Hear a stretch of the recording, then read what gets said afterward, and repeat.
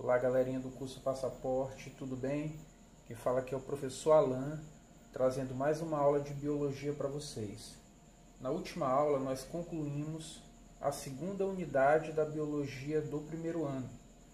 Hoje nós vamos iniciar a terceira unidade, que é denominada de metabolismo energético.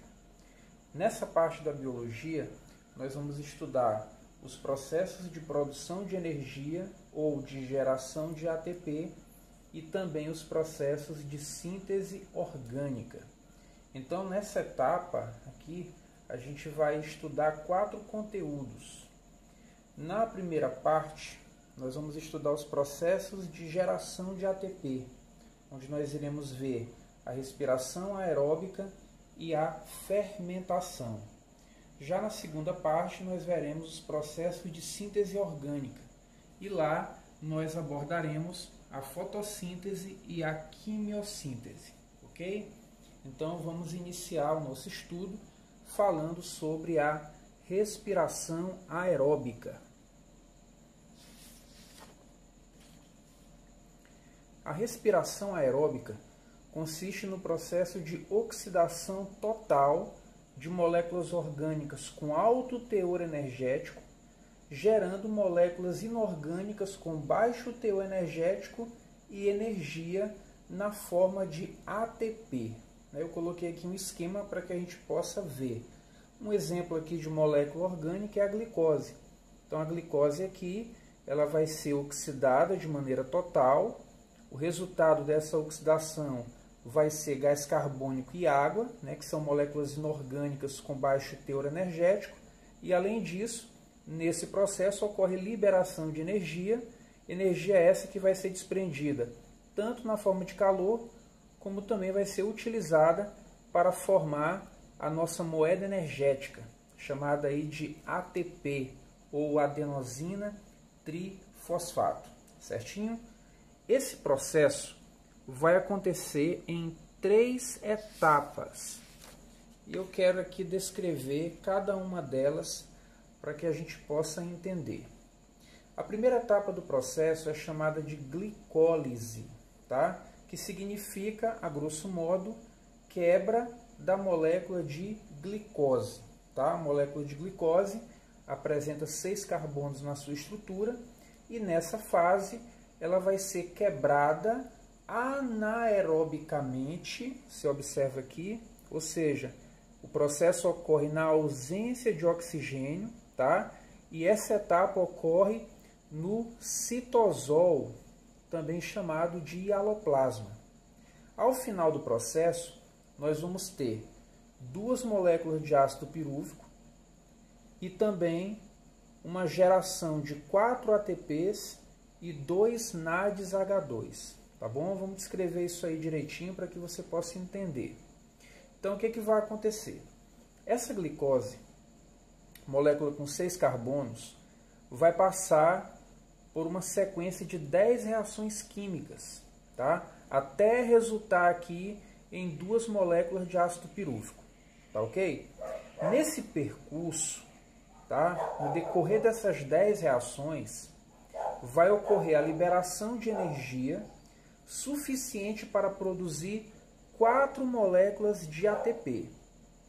Só que são utilizadas 2 moléculas de ATP para ativar a glicose, para que ela possa entrar nessa sequência de reações. Então a gente vai ter um saldo aí de apenas 2 moléculas de glicose.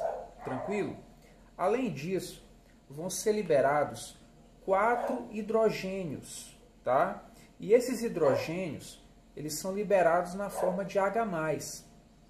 E para que não haja o processo de acidificação do citoplasma, eles vão ser capturados por moléculas aceptoras, que no caso aqui é representado pelo NAD. O NAD é a forma ativa da vitamina B3, que é uma vitamina aí do complexo B. Então essa vitamina aqui, essa forma ativa da vitamina B3, ela captura os hidrogênios na forma de H+, evitando esse processo de acidificação do citoplasma. esse processo de acidificação ele poderia ser muito prejudicial, porque ele iria inibir o funcionamento da maioria das enzimas, tá? Lá presentes, ok? Então, como são liberados aqui um total de 4 hidrogênios, e cada NAD captura 2, então a gente vai ter aí 2 NADs participando do processo, e consequentemente nós vamos ter a formação de 2 moléculas de NADH2, tá bom? Então, resumindo a glicólise, a gente vai ter aí a formação de 2 moléculas de ácido pirúvico, 4 ATPs, mas tendo um saldo líquido de 2, e também 2 moléculas de NADH2. Certinho? Tudo bem? Vamos avançar. Antes da segunda etapa do processo, vai acontecer a conversão dos ácidos pirúvicos produzidos na glicólise em acetilcoenzima A. Como é que isso vai acontecer? Então, eu vou colocar aqui esse exemplo que está aqui à nossa esquerda, tá? O ácido pirúvico é uma molécula com 3 carbonos, tá? E essa molécula ela vai ser descarboxilada, ou seja, ela vai perder um carbono na forma de CO2 e também vai perder 2 hidrogênios. Esses 2 hidrogênios perdidos vão ser capturados por um NAD, formando um NADH2, tá? E quando esse ácido pirúvico perde esse CO2, perde esses hidrogênios, ele vai se transformar em uma molécula chamada de acetil. Aí esse acetil vai se combinar com uma coenzima chamada de coenzima A. E o resultado dessa combinação é a formação da acetilcoenzima A. Como foram formadas 2 moléculas de ácido pirúvico lá na glicólise, a gente vai ter esse processo aqui ocorrendo em duplicata, de modo que vão ser formadas 2 moléculas de acetilcoenzima A. Claro que além disso também serão formadas mais 2 moléculas de NADH2. Certinho? O que vai acontecer agora com esse acetilcoenzima A? Esse acetilcoenzima A, ele vai agora entrar na mitocôndria, tá bom? E lá vai dar início à segunda etapa do processo, chamada aí de ciclo de Krebs. O que vai acontecer no ciclo de Krebs? A molécula de acetilcoenzima A, mais precisamente o acetil, que ele vai se desligar da coenzima A, ele vai se combinar com uma molécula já existente, chamada de ácido oxalacético. O ácido oxalacético tem 4 carbonos. Então, ao se combinar com o acetil, que tem 2 carbonos, ele vai acabar formando uma molécula com 6 carbonos, chamada de ácido cítrico, tá? Essa é a primeira substância formada no ciclo de Krebs. E é por isso que o ciclo de Krebs também recebe esse nome, tá? Ciclo do ácido cítrico, porque o ácido cítrico é a primeira substância formada, certinho? Então, o ácido cítrico, por sua vez, ele vai ter um total de 6 carbonos na estrutura. O que vai acontecer com ele? Esse ácido cítrico ele vai passar por uma série de reações até restaurar o ácido oxalacético, que é o ácido lá com 4 carbonos. Tudo bem? Só que nesse processo, o que vai acontecer? Vão ser liberadas 2 moléculas de CO2, tá? Ou seja, vão ser perdidos 2 carbonos na forma de CO2. A gente chama isso de descarboxilação. Mesmo processo aí que aconteceu com o ácido pirúvico lá naquela etapa intermediária, tá bom?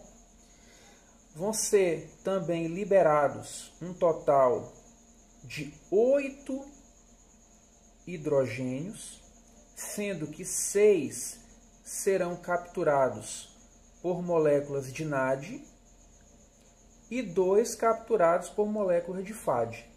Então, a gente vai ter aí a formação de 3 NADs H2 e um FAD H2.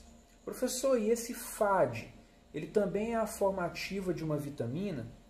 Que o senhor falou lá atrás que o NAD é a formativa da vitamina B3. E o FAD também é a formativa de uma vitamina? Sim, o O FAD é a forma ativa da vitamina B2, tá bom? Por isso que as vitaminas elas são importantes aí para o processo de geração de energia nas nossas células. Tranquilo? Além disso, é também liberada energia suficiente para a formação de uma molécula de ATP. Então, resumindo aí o ciclo de Krebs, a gente vai ter aí a geração de 2 moléculas de CO2, 3 moléculas de NADH2, uma molécula de FADH2 e uma molécula de ATP. Então, isso aí é o que é gerado no ciclo de Krebs. E agora, na última fase, chamada de cadeia respiratória ou fosforilação oxidativa, o que vai acontecer?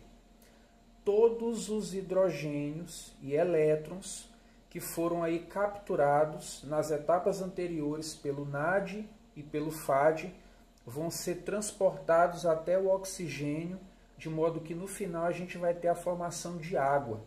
Mas o mais importante de tudo isso é que à medida que esses elétrons vão sendo transportados até chegarem lá no oxigênio, juntamente com os hidrogênios, né, para poder formar água, vai ocorrer a liberação de energia suficiente para poder formar moléculas de ATP. Ou seja, resumindo a ópera, é na cadeia respiratória que os NADs H2 e FADs H2 vão ser transformados em energia, tá bom?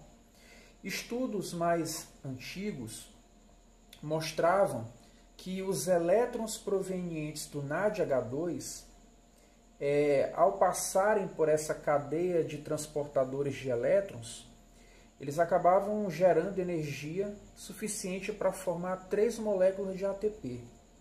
E os elétrons provenientes de cada FAD acabavam promovendo aí a geração de 2 moléculas de ATP. Estudos mais recentes, eu peguei essa referência aí no material do Bernoulli, depois você pode até ver isso aí com mais detalhes. Para cada NADH2 são formados apenas 2,5 ATPs e para cada FADH2 somente 1,5 ATP. Então vamos ver como é que fica esse saldo energético aí total do processo de respiração. Vamos analisar. Trouxe aqui esse quadro. Esse quadro aqui está lá no material do Bernoulli. Achei ele muito legal, bem didático. E depois você pode ver com detalhes. Tá? Na glicólise foram produzidos 4 ATPs, mas como foram utilizados 2 para ativar a glicose, a gente vai ter um saldo de 2 ATPs. Beleza? No ciclo de Krebs, como a gente viu, foi produzido somente 1 ATP. Agora a gente deve lembrar que esse ciclo de Krebs aqui ele vai acontecer em duplicata, porque são formadas 2 moléculas de acetilcoenzima A. A gente viu o processo para uma, e o processo ali ele deve ser multiplicado por 2, tá bom? Então no final aqui a gente vai ter também 2 ATPs como saldo do ciclo de Krebs.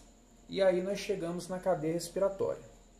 Se a gente for fazer uma retrospectiva, a gente vai observar que foram gerados aí 10 moléculas de NADH2 e 2 de FADH2. Como para cada molécula de NADH2 são produzidos 2,5 ATPs, a gente vai ter aqui uma geração de 25 ATPs, tá? Proveniente aí das moléculas de NADH2. E para as moléculas de FADH2, como só foram 2, então a gente vai pegar 2 e multiplicar por 1,5, a gente vai ter um total de 3 moléculas de ATP como resultado.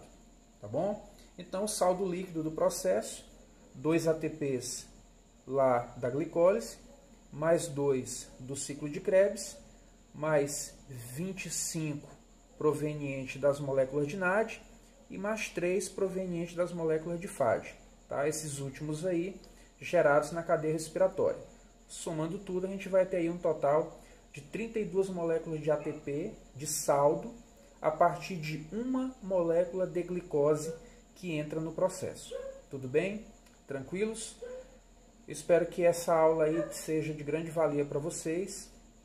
Fiquem com Deus, um abração e continuem ligados, porque logo depois nós teremos uma aula sobre fermentações.